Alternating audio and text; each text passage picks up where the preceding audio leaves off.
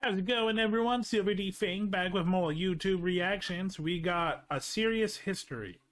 When a man becomes a legend. I'm going to butcher this. Kamehameha, not ha, that's the move. But this is a real Hawaiian legend. It was an intense story, and I hope you enjoy it. Have fun. Okay, this is serious history when a man becomes a legend. Kamehameha, the great unifier of Hawaii. I'm sorry I mispronounced all of that. For helping us make this video. It's the year 1758, and Alapa'i, the king of the island of Hawaii, is troubled as he watches Halley's Comet streak overhead in the night sky. His kahuna had warned him that a fiery light in the sky would mark the birth of a special child, one who would grow to become a slayer of chiefs and would rule not just his island, but all the surrounding islands as well. But I'm a chief! Later, Alapa'i's fears that's not good for me! He learns that his niece has given birth to a boy. Believing that this may be the child of prophecy, Alapa'i sends his men north to find and execute the baby. That's always great. Okay, everyone, I am now an uncle. Kill my nephew. Why? Because there's a prophecy that says that a baby will destroy all of the ruthless leaders and have peace and prosperity for every tribe of Hawaii. Okay. But word travels quickly, and before they can reach the village, the chiefess entrusts her son to a relative who takes the infant deep into the mountains to be raised alone and in secrecy. Mountain the boy baby survives, and at the age of 5, when he's discovered to still be alive, he's welcomed back to the royal court. Having endured a life in isolation, the boy's name is changed to Kamehameha, the Lonely One, and he's entrusted to his uncle Kalaniʻopuʻu, who's tasked with teaching him the ways of the warrior and keeping a close eye on him as he grows. King Alapa'i dies, and Kalaniʻopuʻu is made the new ruler of Hawaii. His kahuna tells him that Kamehameha seems to be filled with supernatural levels of mana, and will one day become a great warrior. Years pass, and a special power for Dragon Ball Z. At 14, he lifts the legendary Naha Stone, which is said to grant the mana needed to conquer all the islands to the man who can move it. All signs point to Kamehameha actually being the child of prophecy, and many chiefs begin to take notice.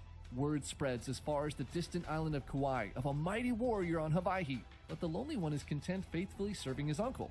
But everything changes when strange ships appear off the coast that will change the course of history on the island forever. Oh, the British. It's November 1788, and natives throughout the islands are busy celebrating and giving thanks to their god Lono for the bountiful harvest. Yay, this sacred Lono! Time of the year, known as Makahiki, was filled with feasts, hula, and games to thank the god and to prepare the islands for his long-awaited return. The villagers in Kalaniʻopuʻu's village are enjoying the festivities when suddenly in the distance they spot a strange canoe sailing towards them. They run to shore to get a better look, and they see that on the canoe is a giant cross draped with white cloth that's billowing in the wind. Run! Run! It's the British! They don't like anyone that's not them! Which is pretty much today as well for the British. How are you doing today? This canoe matches descriptions that have been passed down through generations. At long last, Lono has finally returned. The strange canoe anchors in Kealakekua Bay, and renowned British explorer Captain James Cook and his men board a small boat and row towards the crowd that's quickly amassing on the beach. As they take their first steps onto shore, the Hawaiians fall to their knees before these strange visitors. Kalaniʻopuʻu welcomes Captain Cook with great humility, and for a month, the king treats them to lavish meals and showers them with gifts worthy of a god. Cook and his men gladly accept the islanders' hospitality, and when they've restocked their supplies, they thank their hosts and set sail to explore the northern Pacific. The Hawaiians rowed their canoes next to the ships, escorting them away from the island, and waved to the explorers as their ships disappeared over the horizon. Their hearts were filled with gratitude that Lono had finally returned to celebrate Makahiki with them. Everything was perfect. Until Cook came back. Yeah. Sailing north, Cook's ships are caught in a storm, and he's forced to return to Hawaii for repairs. They sail back into Kealakekua Bay, and the welcome they receive this time is much different. Makahiki season was over, and the islanders wonder, why is Lono back again? The Hawaiians grow suspicious. Perhaps this man isn't Lono after all. Feeling deceived, they refuse to help Cook repair his ship and begin to aggressively pick fights with his crew. In response, Cook's men begin stealing supplies from the Hawaiians, and the Hawaiians retaliate by stealing a small boat the explorers Incoming were at using to break. row to shore. For Cook, this was the last straw. If the They don't treat me like a god, but I'm a British nobleman. Kill them! natives will not cooperate willingly, then he will force them to. Early in the morning on Valentine's Day 1779, Cook and his men walk into the village and demand that Kalaniʻōpuʻu Who's come going to with be them. Sam Cook's Groggy and date confused, for the king rubs his Valentine's eyes and takes Day? Cook's hand, unaware of what's happening. As they walk back towards the British ship, one of the king's wives cries out for them to stop. Her voice alerts nearby chiefs, who quickly realize something is wrong. Cook and his men begin rushing the king toward their boat, while the chiefs shout for Kalaniʻōpuʻu to stop and sit. A kahuna emerges holding a coconut and begins chanting aggressively at Cook. His words echo through the village, and the commotion draws everyone out to the shore. Kamehameha and his fellow warriors rush to join the crowd, weapons in hand, ready to fight.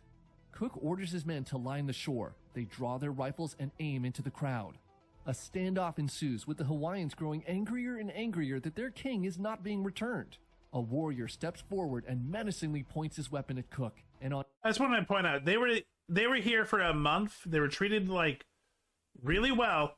Did none of them try to like understand each other's language? What am I speaking? What am I talking about? One of them thinks they're deities, and the other one is British. Of course they didn't. instinct, the captain draws his pistol and fires.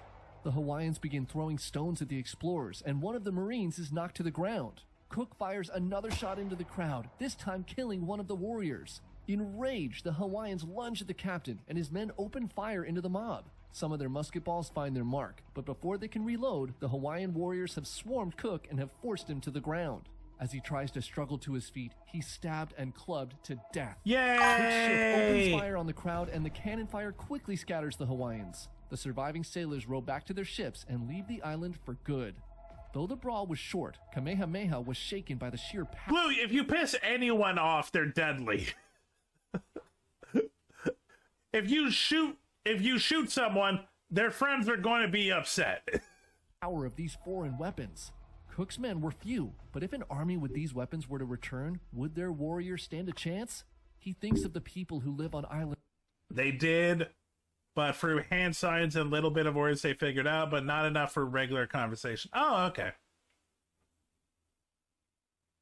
They do what WW2 Japan does, thought attic-wise.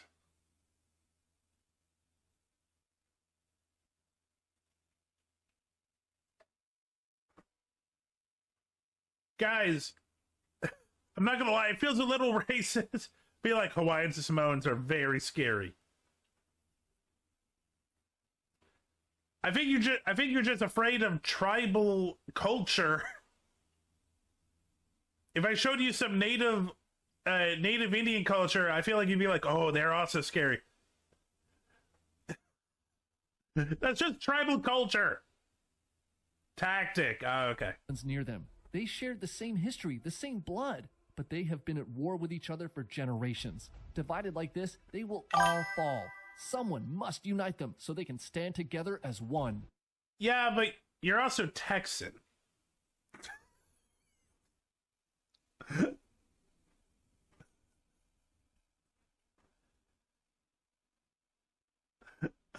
I am actually just joshing, guys.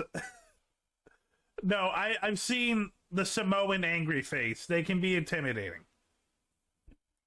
Silently, Kamehameha decides that when the time is right, he will be the one to do it. No, Kai, you're not Texan. Blue's Texan, though. In 1782, King Kalaniʻōpuʻu passes away.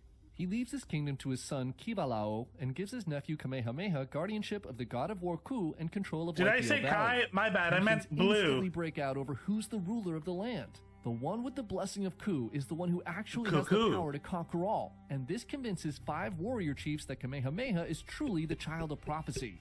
They pledge their loyalty to him, and to the new king of Hawaii, this is a direct challenge to the throne.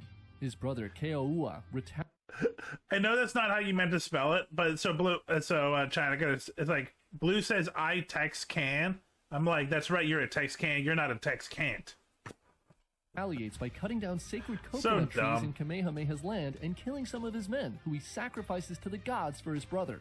This act cannot go unpunished, so Kamehameha assembles his army and marches into Kivala'o's land.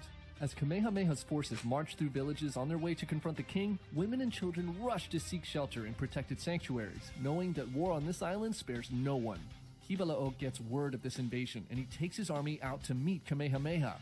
The armies cross paths on a rocky field near Kealakekua Bay. The warriors taunt each other as kahuna on both sides begin chanting, calling upon the gods to grant them mana needed to secure victory.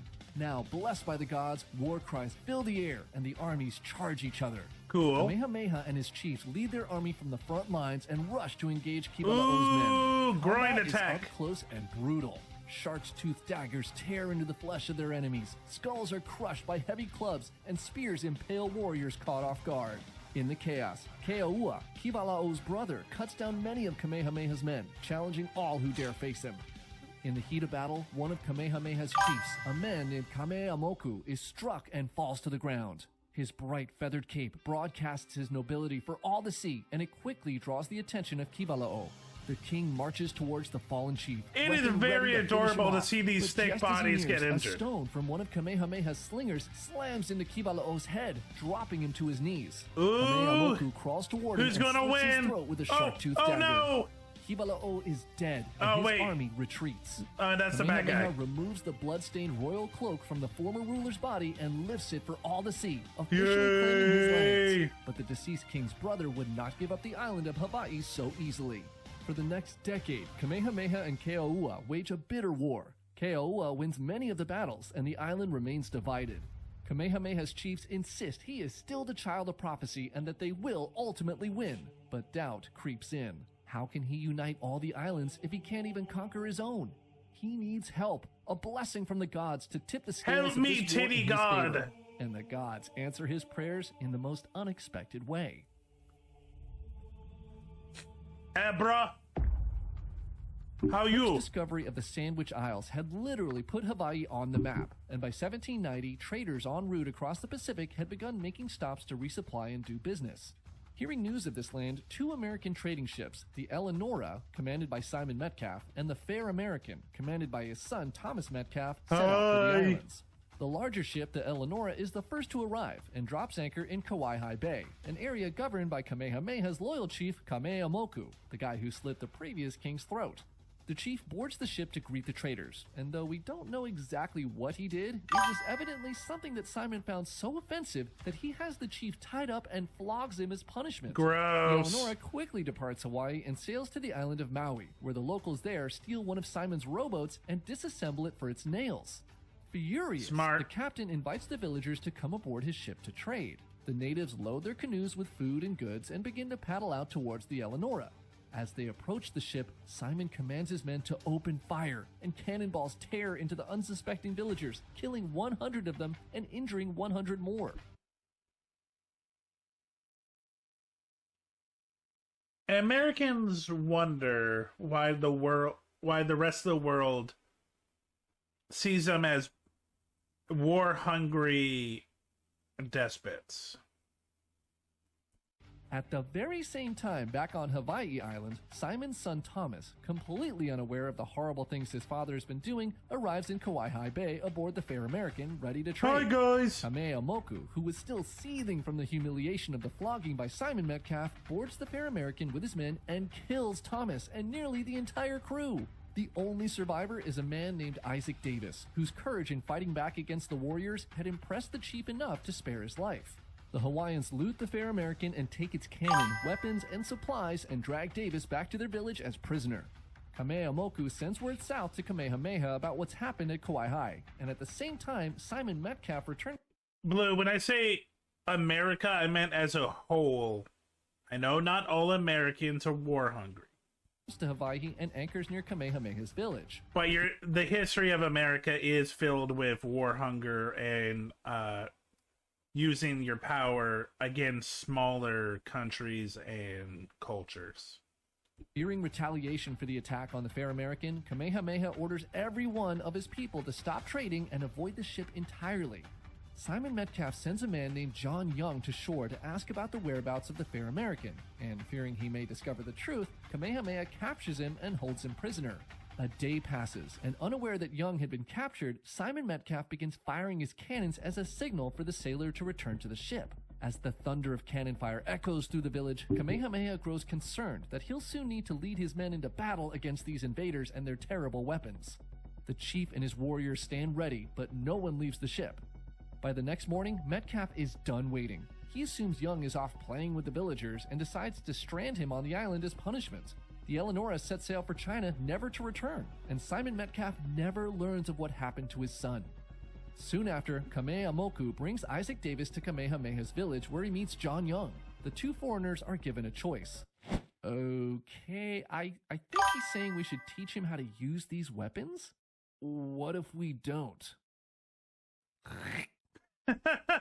Okay, so first thing you want to do is swab the barrel. Gotta make sure there's no embers in there. Davis and Young began training Kamehameha and his men on how to operate their new weapons, and over time, the two foreigners developed a deep respect for the chief. They learned to speak Hawaiian and eventually become his loyal advisors. Now armed with Western weapons and a ship of his own, Kamehameha feels the time has come, and he sets out to challenge the most powerful men in all the islands.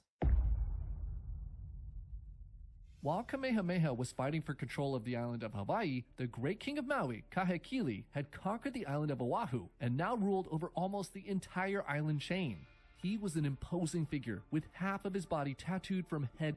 What do you mean we're as a nation? I'm sorry, guys, but I'm not going to whitewash it. America is still, we have big guns, don't mess with us. You know what? We like our big guns. Let's use our big guns even if you don't mess with us. Do you guys not know what's going on literally right now in Venezuela? To toe. His conquest of the islands had been brutal, and all who had resisted met gruesome ends. Kahekili established his new seat of power on Oahu and entrusted his homeland of Maui to his son, the Prince Kalanikupule. Kamehameha saw this shift in power as his moment to strike. He and 5,000 of his warriors board war canoes and set sail for the island of Maui. I love a good war canoe. In Kahului, they march inland towards Wailuku, where they find Kalanikupule and his army standing ready to meet them.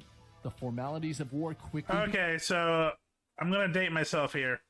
But I think this is important. Like I said, history, don't repeat it. So, Venezuela has said that what the U.S. has done is an act of war. After earlier this week, the U.S. Took a Venezuelan tanker filled with oil, calling it a drug boat, which is no drugs, killed everyone on there, like 100 people, I believe. They took the oil, and literally Trump, when asked about it, it's like, well, we're going to keep the oil. Pretty much not hiding that, yeah, they're going to... He also said that they are going to start putting troops on the land. They want to take over Venezuela so they can have the oil. It's Iraq all over again. It's not about drugs. It's not about helping democracy or any other bullshit. The U.S. wants to invade for oil. Again, as both sides prepare themselves for battle, the kahunas chant... Edging us, Blue? What are you talking? Venezuela hasn't been egging shit. Venezuela is not like, yeah, we need to fight the U.S. What the fuck are you talking about? Venezuela has not done anything to the U.S. Their last words and war cries pierce the air as the two armies barrel towards each other. As the Maui warriors rush forward, Kamehameha's men fire a volley of musket balls that rip into Kalanikupule's front line. The prince watches his men fall and is appalled that Kamehameha has stooped to using foreign weapons against fellow islanders. He urges his men to fight, and they charge to meet the invaders. Blood sprays across the battlefield as the warriors clash with shark-toothed daggers, spears, and clubs. For 2 days, neither side could gain the upper hand. On the third day, Kamehameha summons his newest royal advisors to the battlefield, and they bring out a weapon Kalanikupule's men had never seen before. As the warriors of Maui watch the strange white men take position, they are strange white men. Echoed through the valley. I'm Toff. Young and Davis fire the cannon taken from the fair American directly at Kalanikupule's unsuspecting forces. No! Oh wait, no. Never mind. That's right. We're cheering for these two white guys. By its destructive power. Kamehameha's men follow with a round of musket fire, and more of his warriors fall around him. The cannon continues to pound the warriors of Maui, and the prince, now taking heavy casualties, is forced to pull his men back deeper and deeper into the Iao Valley, with Kamehameha stalking Yay! them like a predator chasing wounded prey. The Kamehameha! Maui forces are pushed back to Iao Stream, Welcome, and with Yoriko. no other options, they make their last stand. Young and Davis fire. Rio, I feel like you're actually accurate. Hawaii does feel like the four nations of Avatar: water, earth, fire, air. Long ago, the four nations lived together in harmony. Then everything changed when America attacked. Their cannons again and again, and within funny. hours, Kalani'Kupule's army is completely obliterated. Their ravaged bodies are thrown into the water behind them, and they pile up in numbers so great the river itself slows to a trickle stained red with blood. When the smoke clears, Kamehameha's forces stare out at a massive bodies and name this battle Kepanivai, the damming of the waters. In the chaos, Kalani'Kupule manages to sneak away and sails back to Oahu to raise another army. Kamehameha boards his canoes ready to follow him, but just as he's about to leave, he receives word that his land in Hawaii is once again under attack from Keaua. Kamehameha realizes before he can conquer Oahu, he must stomp out this uprising in his home once and for all. That makes sense. He and his warriors voyage back to Hawaii, and they quickly clash with Keaua's forces. But once again, Kamehameha is unable to secure a decisive victory. But and the you got rebels retreat guns! to the Kau Desert that skirts the Kilauea volcano. As the exhausted army trudges through the wasteland, a deep rumbling from beneath their feet grows louder and louder. Suddenly, the earth splits open and lava erupts all around them. The air is filled with poisonous gases, and many of Kiowa's men collapse, gasping for air. Others try to continue volcano onward, farts! casting footprints in the molten lava that had surrounded them. Nearly his entire army was wiped out by the eruption, and now it seemed that even Pele, the goddess of fire, had chosen Kamehameha as the true ruler. What's up, dogs? That's right. I'm done with this shit. I'm picking the sexy man. He makes my lava flow. I'm sorry. Ruler of the island. The following year, Kamehameha offers a peace treaty to the defeated prince. Keoua knows his cousin was not someone who would offer such a thing, but resigned to defeat, he accepts the invitation, and just as he expected, upon arrival, he and his men are executed on the spot. I knew it. Yay! The kingdom of Hawaii. Kamehameha is now king of Hawaii Island, and Kahekili recognizes him as a serious threat. Both kings begin preparations for the inevitable clash. Oh, they have their trade own for British stockpiles people. of Western weapons and forge alliances with foreign powers to support them in the coming war. But before Kahekili is able to attack Hawaii, he dies, and his empire is split between his two sons, Kalani'Kupule and Kaeyokulani. Both brothers believe they deserve the entire empire, and they go to war with each other for full control of their father's lands.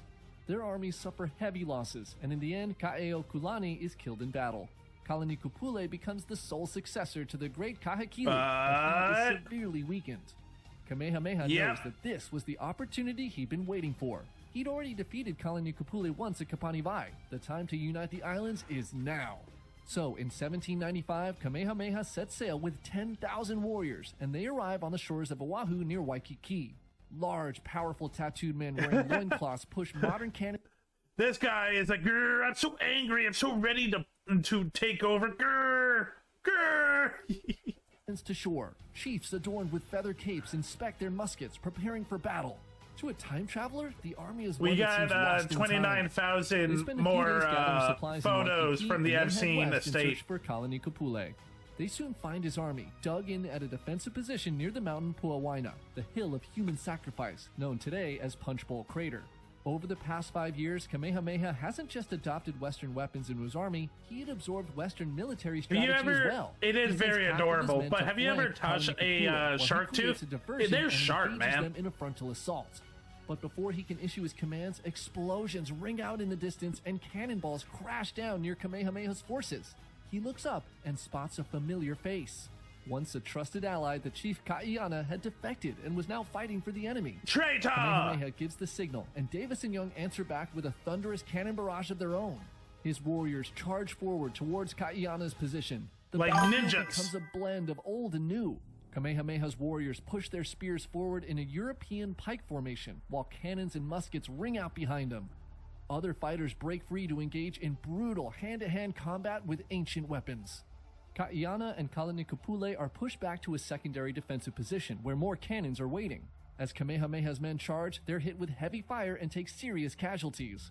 The defenders celebrate the small victory. Though they're outnumbered, Kaiana thinks they may be able to pull off the upset. But suddenly, war cries break out behind him. Kamehameha's flanking army had finally arrived. Pincer, they hit bitch! the defenders hard, and the Oahu cannons are caught completely off guard. Kaiana turns to fight off the attackers, and in the chaos, Davis takes aim and sends a cannonball directly at the traitor chief, blowing a hole through his chest. Oh, shit!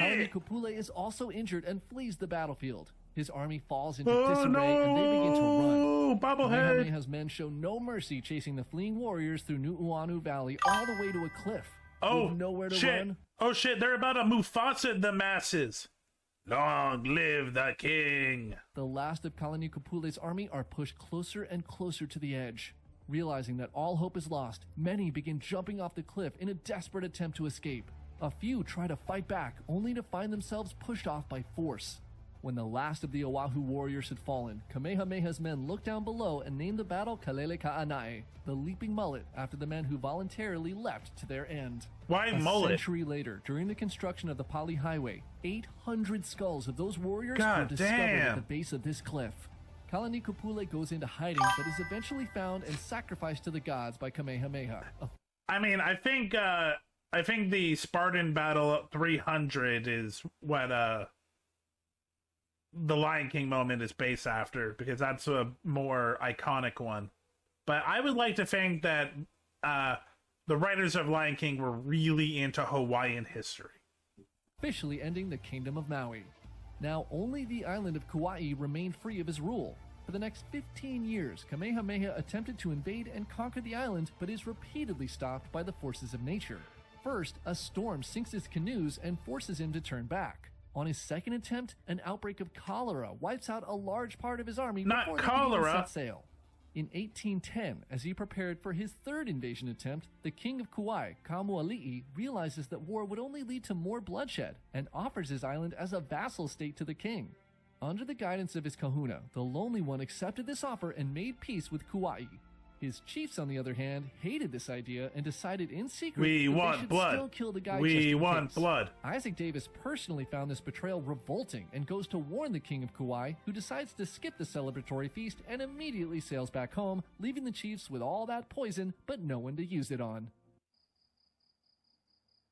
Okay, Davis, since our royal guest from Kauai didn't show up, I guess you can be the lucky one to eat his specially prepared royal food instead. What makes it special? Oh, you'll see. Drink up. Davis mysteriously died of poisoning that night, but after nearly 30 years of war, Kamehameha had finally fulfilled the prophecy of his childhood. After centuries of war, peace had finally come to the islands, and for the first time, they were united as one. He names his new kingdom the Kingdom of Hawaii after his home island, and in just a few decades, his descendants, the royal house of Kamehameha, transformed the humble kingdom into a modern world power, recognized as equals by the great kings and queens of the world. Oh, that's Though the awesome. Hawaiian monarchy was ultimately illegally overthrown and annexed by the United States in 1893, the Oh, isn't that funny? Isn't that very, Haven't heard that before multiple times. legacy of Kamehameha the Great lives on, and he's still celebrated throughout the islands and by native Hawaiians throughout the world to this day.